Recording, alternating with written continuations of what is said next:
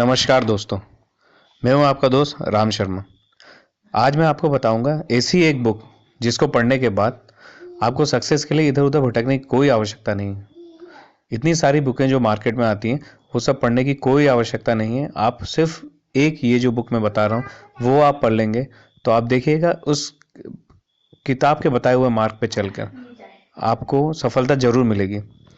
तो फिर मैं शुरू करता हूँ। उस बुक का नाम है द वन थिंग बाय, उसके लेखक का नाम है गैरी केलर। गैरी केलर ने इस बुक को लिखा है द वन थिंग। इस वन थिंग से आपको क्लियर हो ही गया होगा कि इसमें किस चीज़ के बारे में डिस्कस किया जाएगा। और लेखक ने इतने अच्छे प्रकार से सारे उदाहरण देके इस किताब में बताया है कि सफलता की कुंजी किस हिसाब से द वन थिंग से रिलेटेड है। आइए हम समझते हैं इसको।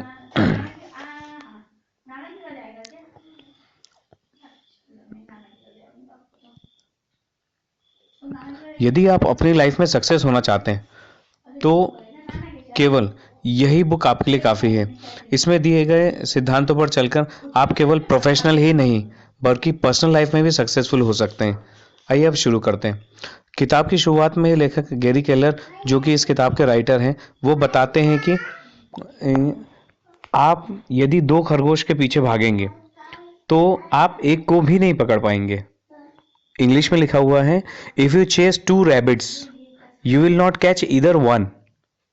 इसका मतलब यदि हम अपने हाथ में एक से अधिक कार्यों को लेते हैं तो हम देखते हैं कि न वो एक कार्य ढंग से हो पाता है न दूसरे कार्य हमारे ढंग से हो पाते हैं। यदि किसी कार्य को 100% हमें करना है तो एक ही कार्य पे फोकस करके कंसंट्रेट करके यदि हम करें तो उसमें हम अपनी एनर्जी भी बचा सकते हैं तथा उस काम को बहुत अच्छे से कर सकते हैं। दोस्तों, यही भूल हमसे बार बार जीवन में होती है, बारंबार होती है। गैरी केलर ने भी इस किताब में जोड़ देते हुए कहा है कि भैया मल्टीटास्किंग जैसी कोई भी चीज़ नहीं होती। ये सिर्फ इंसानी दिमाग का फितूर है। लोग अपने आप को है ना मल्टीटास्किंग बोलते हैं, बुलवाना चाहते हैं, मगर मल्टीटास्किंग नाम की कोई चीज़ नहीं होती। क्योंकि इंसानी दिमाग इस हिसाब से बना ही नहीं है कि वो 10 कार्य को एक साथ परफेक्शन के साथ और 100% कर पाए। आप इसमें ये सोचेंगे यार कंप्यूटर तो मल्टीटास्किंग होता है, फिर इंसान क्यों नहीं? इंसान के दिमाग की कुछ लिमिटेशंस हैं। वो एक कार्य को एक समय में फोकस होकर अच्छे से कर सकता है। इवन कंप्यूटर भी आपका मल्टीटास्किंग नहीं होता। कंप्यूटर में जो भी आप प्रोग्राम्स चलाते हैं या जो भी फाइलें आप खोलते हैं, कंप्यूटर उनके बीच में स्विचिंग करता है। जिस चीज़ को हम उस कंप्यूटर का मल्टीटास्किंग कहते हैं वो उसी स्विचिंग की प्रोसेस है। एक फाइल से दूसरी फाइल में, दूसरी फाइल से तीसरी फाइल में, इस प्रकार से स्विचिंग, उस स्विचिंग का प्रोसेस इतनी तेज़ी से होता है कि हम इसको मल्टीटास्किंग समझने लगते हैं, जबकि ऐसा कुछ नहीं होता। लेखक ने पहले ही चैप्टर में इसमें बताया है कि be like a postage stamp, stick to one thing until you get there.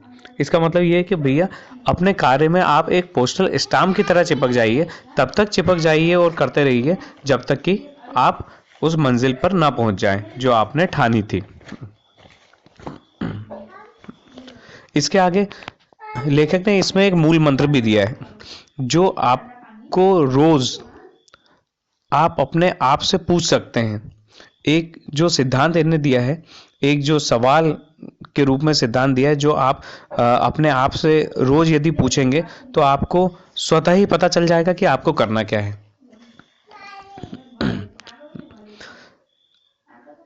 इसमें लेखक ने बताया है इस साल या इस हफ्ते या इस दिन या इस घंटे वह सबसे जरूरी काम कौन सा है जिसको करने के बाद बाकी सारी चीजें उसके सामने अनावश्यक हो जाएंगी या बाद में की जा सकती हैं। इसका अर्थ यह है कि what is your the one thing which you do right now and other things seems to be unnecessary or it can be done later। इसका मतलब सबसे इंपॉर्टेंट काम जो है इस घंटे का या इस दिन का या इस हफ्ते का या इस साल का, यदि आप वो कर लें तो बाकी सारी अननेसेसरी चीजें अगर आप नहीं भी करें तो भी आप सफलता की तरफ बढ़ जाएंगे। इसी में आगे हम समझते हैं।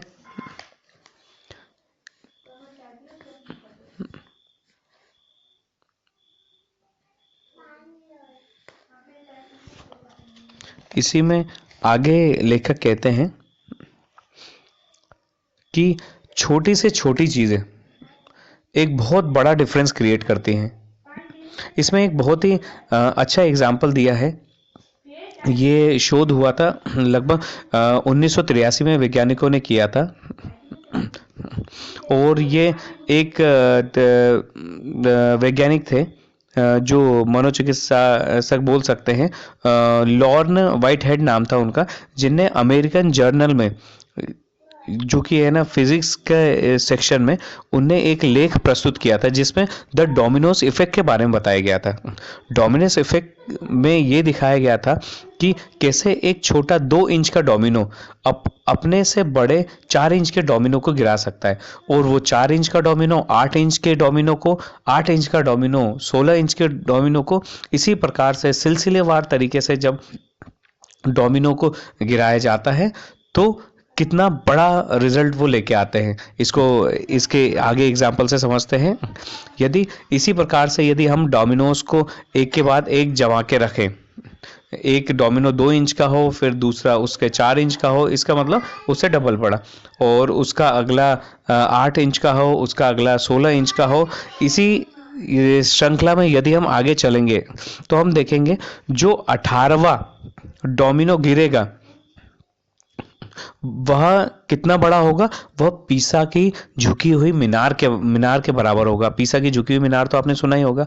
और इसी सिलसिलेवार तरीके से यदि इन्हीं एफर्ट्स को और आगे तक जाने दिया जाए तो 23वां डोमिनो जो गिरेगा, वो जो 23वां डोमिनो होगा उसकी लंबाई होगी आपके एफिल टावर के बराबर। जी हाँ दोस्तों, आपको सुनकर आश्चर्य होगा, मगर सिर्फ 23वीं श्रृंखला का जो डोमिनो है उसकी जो हाइट रहेगी वो एफिल टावर के बराबर रहेगी। और यदि इसी श्रृंखला को और आगे बढ़ने दिया जाए तो जो 57th डोमिनो आपका गिरेगा उसकी हाइट सुन के आप आश्चर्यचकित होंगे। उसकी हाइट होगी जितनी की पृथ्वी की चांद से दूरी है। 57th डोमिनो में ये आश्चर्यजनक परिणाम आएगा। इसी में लेखक ने जोर देते हुए कहा है कि स्मॉल एफर्ट्स आप अपने लक्ष्य की ओर करते जाएं। वो स्मॉल एफर्ट्स आपके कब संलेख होके, इकट्ठे होके, कब एक बड़ी सफलता का रूप ले लेंगे आप खुद ही नहीं जान पाएंगे। और जब आपके पास सफलता आएगी, बड़ी सफलता आएगी, तो हर जगह आपका नाम होगा, शोहरत होगी, आपके पास पैसा होगा। तो इसी सिद्धांत के बारे में बहुत अच्छे से डिटेल में समझाया है। इसी चीज़ को, इसी बुक के बारे में चैप्टर बाय चैप्टर मैं आपको आगे भी समझाऊंगा। इसके लिए मेरे है ना दूसरे ऑडियो सेशन को सुनिएगा। Thank you very much. अगर आपको पसंद आया हो तो लाइक कीजिए और सब्सक्राइब कीजिए।